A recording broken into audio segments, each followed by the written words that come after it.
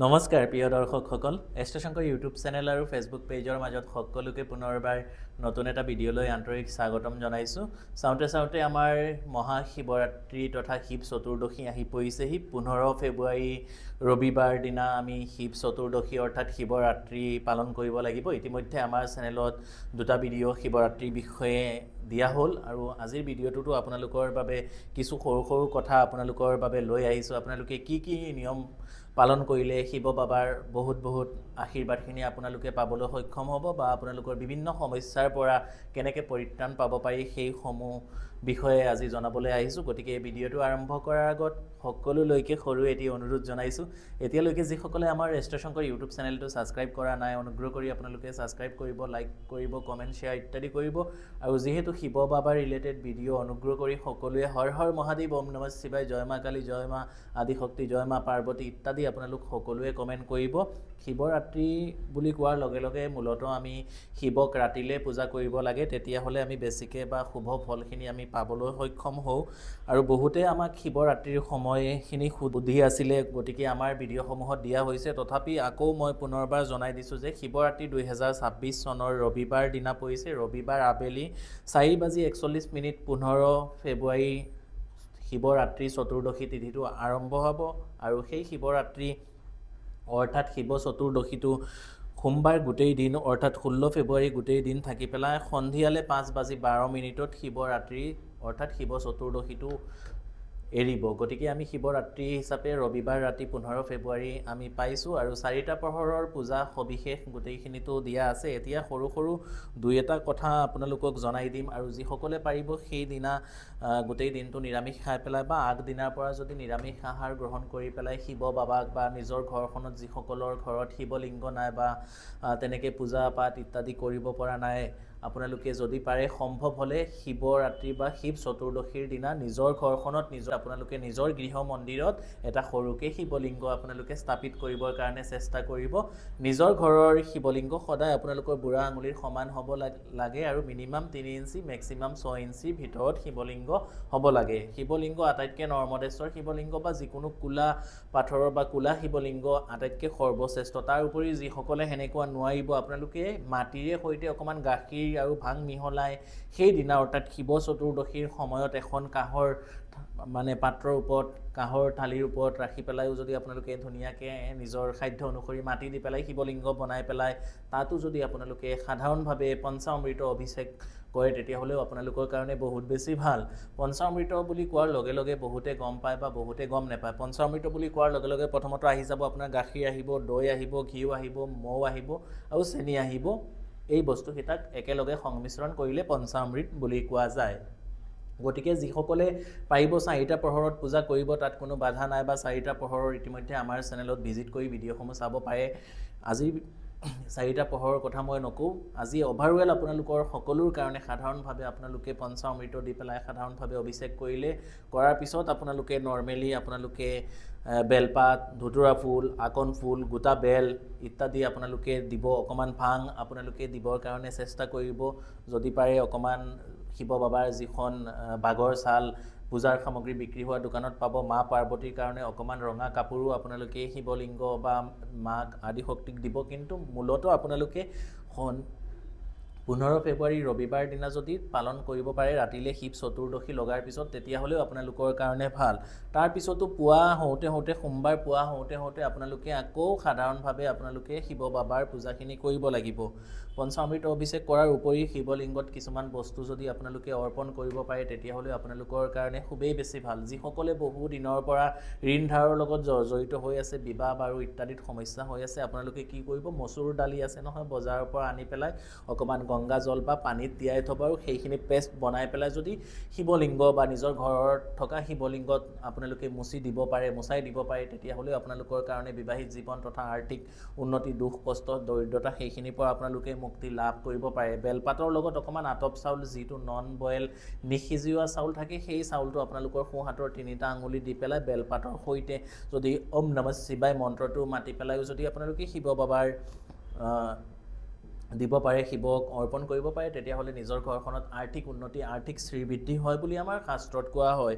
তাৰ উপৰিও গংগাজল যিসকলৰ বহু বেছি মানসিক অশান্তি কষ্ট হয়, যিমান পাৰে গংগাজল গাখীৰ পঞ্চামৃতৰ উপৰিও এই বস্তুকেইটা আপোনালোকে ঢালিবৰ কাৰণে চেষ্টা কৰিব, তেতিয়াহ'লে আপোনালোকৰ কাৰণে বহুত বেছি ভাল। যিসকল বহু দিনৰ পৰা আপোনালোকে যিকোনো বেমাৰ বা আপোনালোকৰ ৰোগ বা তেনেকৈ কিবা হৈ আছে, বহু দিনৰ পৰা ডক্তৰ দেখায়ো আপোনালোকে ৰিলিফ পোৱা নাই, তেওঁলোকে যদি ক'লা তিল দি পেলাইও শিৱ বাবাক অভিষেক কৰে, তেতিয়াহ'লেও আপোনালোকৰ কাৰণে বহুত বেছি ভাল বা শুভ।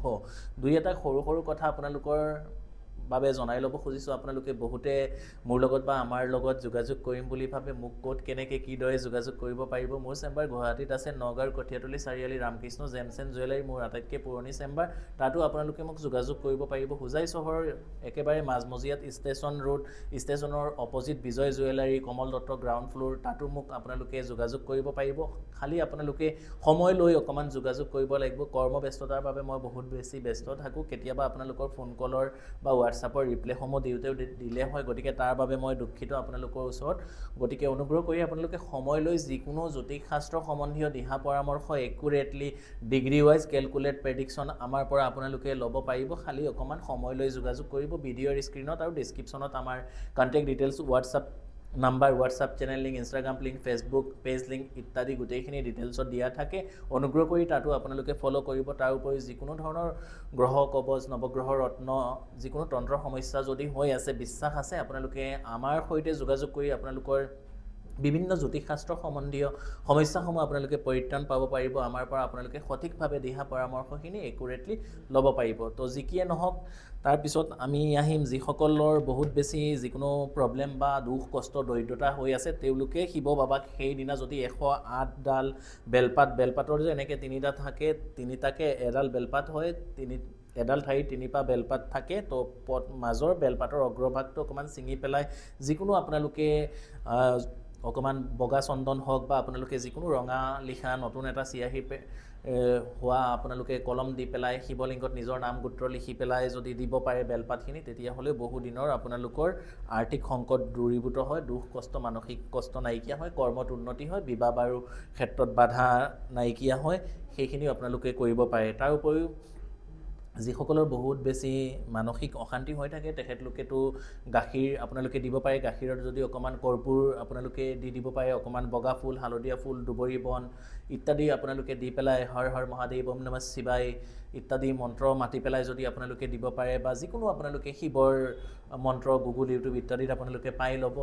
আপোনালোকে সেই মন্ত্ৰসমূহ লিখি মেলি মুখস্থ কৰি পেলাইও যদি আপোনালোকে বাবাক পূজাখিনি কৰিব পাৰে, খুব বেছি ভাল, খুব বেছি উপকৃত হ'ব। আৰু শিৱৰাত্ৰি যিহেতু 15 ফেব্ৰুৱাৰী, গতিকে 14 ফেব্ৰুৱাৰী শনিবাৰ দিনাৰ পৰা আপোনালোকে নিৰামিষ আহাৰ গ্ৰহণ কৰিব পাৰে। আৰু যিহেতু শিৱৰাত্ৰি এইবছৰ শিৱ চতুৰ্দশীটো সোমবাৰেও পৰিছে, গতিকে সেই সোমবাৰ 16 ফেব্ৰুৱাৰীৰ দিনাৰ পৰা যিসকলে পাৰিব, দাদা বাইদেউ ভণ্টি আই মাতৃ যিসকলৰ বিভিন্ন সমস্যা হৈ আছে, বিশেষকৈ বিবাহ বাৰুৰ ক্ষেত্ৰত বহুত বেছি অসুবিধা হৈ আছে, বা চাকৰি বা যিকোনো কৰ্মত প্ৰব্লেম হৈ আছে, তেওঁলোকে এই সোমবাৰৰ পৰা সংকল্প লৈ পেলাই কণ্টিনিউৱাছ 16টা সোমবাৰ বা 28টা সোমবাৰ যদি আপোনালোকে একেৰাহে নিয়ম মানি পেলাই পুৱা আৰু গধূলিকে নিৰামিষ বা বইল খাই পেলাইও শিৱ বাবাক পূজা কৰিব পাৰে, তেতিয়াহ'লে আপোনালোকৰ দীৰ্ঘদিনৰ মনৰ আশাখিনি পূৰণ হয়। আপোনালোকে কৰি চাব, বহুতখিনি উপকৃত হ'ব পাৰিব। তাৰপিছত যিসকলে ভাবে নিজৰ মাজত অকণমান এনাৰ্জি ভাল হওক, নিজৰ প্ৰতি আপোনালোকৰ খুব বেছি ভালকৈ আপোনাৰ স্বাস্থ্যটো খুব ভাল হওক, নিজৰ কৰ্মশক্তি, কৰ্ম উদ্যম বাহক, কৰ্মশক্তি আপোনাৰ শিৱ বাবাৰ আশীৰ্বাদে লাভ হওক, আপোনালোকে যদি খাটি গাখীৰৰ সৈতে যিটো পিয়ৰ গাখীৰ থাকে, সেই গাখীৰৰ সৈতে যদি আপোনালোকে অভিষেক কৰাব পাৰে, তেতিয়াহ'লেও আপোনালোকৰ কাৰণে খুব বেছি ভাল হয়, মানসিক শান্তি মিলে। তাৰ উপৰিও যিসকলৰ জীৱনত সাংসাৰিক উন্নতি বা সংসাৰত ফেমিলিৰ মাজত খুব মধুৰ সম্পৰ্ক হ'ব ভাবিছে, তেওঁলোকে অকণমান বেছিকৈ দৈ দি পেলাই অভিষেকখিনি কৰাব। সেনেকৈ সাধাৰণভাৱে আপোনালোকে কৰাব। আৰু এটা বিশেষ ৰামবাণ উপায় বুলি কৈছোঁ, আপোনালোকে সেই উপায়টো যদি কৰিব পাৰে, তেতিয়াহ'লে গোটেই বছৰটোৰ কাৰণে আপোনালোকৰ কাৰণে খুবেই বেছি ভাল হ'ব। আপোনালোকে ওচৰত থকা এজোপা আকন ফুলৰ গছত যাব লাগিব, আৰু সেই আকন ফুল গছজোপাৰ গুৰিত গৈ পেলাই চতুৰ্দশী লগাৰ আগে আগে, অৰ্থাৎ ৰবিবাৰ দিনা ৰাতিপুৱা বা দুপৰীয়ালৈ আপোনালোকে সেই গছজোপাক প্ৰণাম কৰি পেলাই সেই গছজোপাৰ পৰা অকণমান ফুল আনি পেলাই 51টা ফুল, বা আপোনালোকে নৰ্মেলি যদি 8টা ফুল 21টা ফুল বা 108টা ফুল আনি বগা এডাল সূতা দি পেলাই মালা বনাই পেলাই যদি শিৱ বাবাক পিন্ধাই দিয়ে বা শিৱলিংগত আপোনালোকে অৰ্পণ কৰে তেতিয়াহ'লে আপোনালোকৰ কাৰণে বহু বেছি ভাল আৰু সেই গছজোপাৰ পৰা যিকোনো পূব দিশৰ বা উত্তৰ দিশৰ এডাল শিপা কাটি আনি গোটেই ৰবিবাৰ সন্ধিয়াৰ যিটো পূজা কৰিব ৰবিবাৰ দিনাৰ পৰা সোমবাৰ গোটেই দিন সন্ধিয়ালৈকে শিৱলিংগৰ ওপৰত থৈ দিব আৰু পিছদিনা যেতিয়া আপোনালোকৰ শিৱ চতুৰ্দশীটো এৰিব তেতিয়া আপোনালোকে সেই শিপাটো আপোনালোকে যিকোনো এখন হালধীয়া কাপোৰ বগা বা ৰঙা কাপোৰত মেৰিয়াই পেলাই নিজৰ ঘৰখনত আলমিৰা কেছ বক্সত নেক্সট বছৰ শিৱৰাত্ৰিলৈকে আপোনালোকে ৰাখি থ'ব তেতিয়াহ'লে চাব আপোনালোকে বহুতখিনি উপকৃত হ'ব পাৰিব গতিকে পুনৰবাৰ মই সকলোকে অনুৰোধ কৰিছোঁ হৰ হৰ মহাদেৱ জয় মা কালী জয় মা কামাখ্যা জয় শ্ৰীৰাম জয় মা পাৰ্বতী ইত্যাদি আপোনালোকে কমেণ্ট কৰিব ভিডিঅ'টো যদি ভাল লাগিছে অনুগ্ৰহ কৰি সকলোৱে সকলোৰ লগত শ্বেয়াৰ কৰিব আৰু এতিয়ালৈকে যিসকলে আমাৰ চেনেলসমূহ ছাবস্ক্ৰাইব কৰা নাই অনুগ্ৰহ কৰি চেনেলটো ছাবস্ক্ৰাইব কৰি কাষতে থকা বেল আইকন নটিফিকেশ্যনটো দবাবলৈ একেবাৰে নেপাহৰিব আৰু শিৱৰাত্ৰিৰ পিছদিনা অৰ্থাৎ মঙলবাৰ 17 ফেব্ৰুৱাৰীৰ দিনা আছে মহা অমাৱস্যা আৰু লগতে সূৰ্যগ্ৰহণ সেই বিষয়ে আমাৰ চেনেলত ভিডিঅ'সমূহ আহিব যিসকলে এতিয়ালৈকে আমাৰ ছ'চিয়েল মিডিয়া একাউণ্টসমূহ Facebook page link WhatsApp channel link Instagram link ইত্যাদি ফ'ল' কৰা নাই অনুগ্ৰহ কৰি ফ'ল' কৰিব ভিডিঅ'টো কেনেকুৱা লাগিছে অনুগ্ৰহ কৰি আপোনালোকে জনাব গতিকে সকলোলৈকে শিৱৰাত্ৰিৰ আকৌ এবাৰ পুনৰবাৰ মই এষ্ট্ৰ শংকৰে সকলোলৈকে হিয়া ভৰা বহুত বহুত শুভেচ্ছা জনাইছোঁ যাতে বাবা আৰু মাৰ আশীৰ্বাদত আপোনালোকৰ সকলোৰে জীৱনত ভৰি উঠক সুখ শান্তি আৰু সমৃদ্ধি তাৰ কামনাৰে আজি ভিডিঅ'ৰ পৰা বিদায় লৈছোঁ সকলোলৈকে হৰ হৰ মহাদেৱ জয় মা কালী জয় মা কামাখ্যা জয় শ্ৰীৰাম ধন্যবাদ